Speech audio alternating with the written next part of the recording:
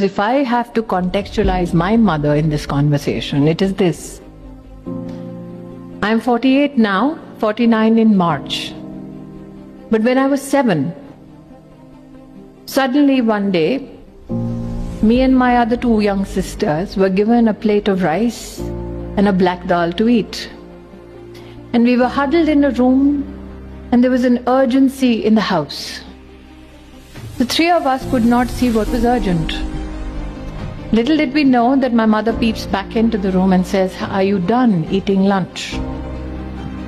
We said, "Indeed." I was 7, the younger one was 5, the youngest 2. And as the leader of the pack, I said, "Well, what can we do now? It's a Sunday."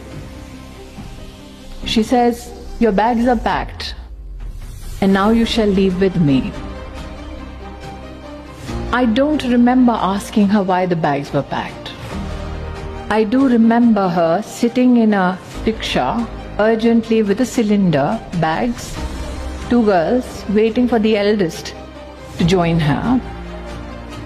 And I stood outside my house and I asked her why.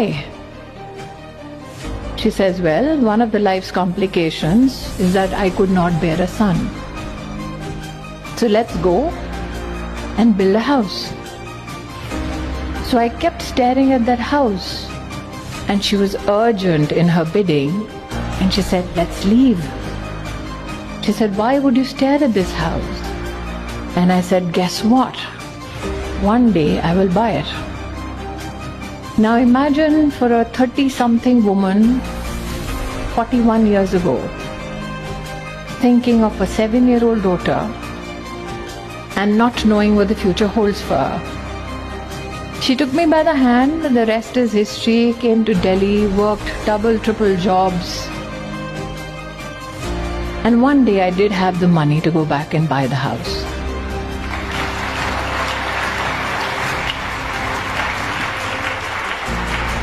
So I stood in front of it and I called her. I said, "I'm right there where you left me 41 years ago, with a desire that can now be monetarily fulfilled." And as mothers are wise and get wiser with age, she said, "Honestly, tell me, do you still want to buy it?"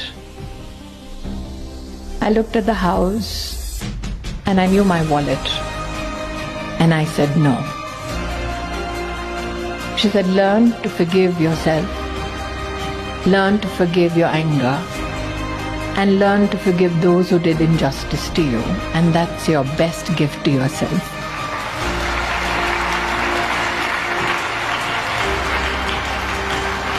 So if you have to be just me, the first lesson, genuinely be in the moment at that time, not necessarily looking at all that glitters, but at looking at whatever brings you peace. Be it a cherry blossom in Japan or in Bengaluru. Just be.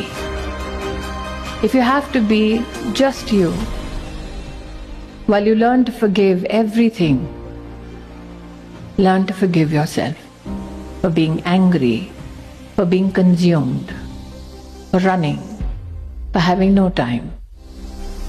Because I asked Didi, I said, "Why the title just be?" She said, "Because everybody is in a rush.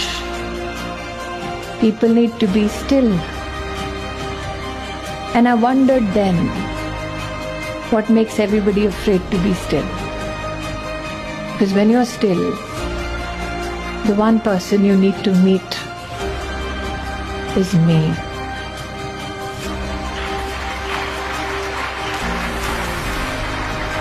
So Miss Abe, I never imagined I would be on a stage where I would make you cry. That was not my intention.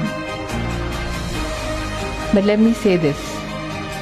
When I see you, I see the cherry blossom. So just be, because that's the best gift you can give yourself.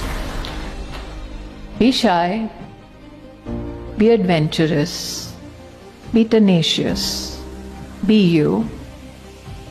Because in the whole world, there can be many copies, but only one me.